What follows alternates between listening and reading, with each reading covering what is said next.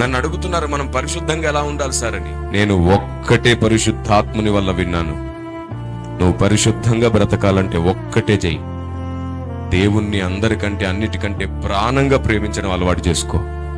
నువ్వు ఆయన్ని ఎంత ఎక్కువ ప్రేమిస్తావో నువ్వు అంత పరిశుద్ధంగా బ్రతకగలుగుతావు.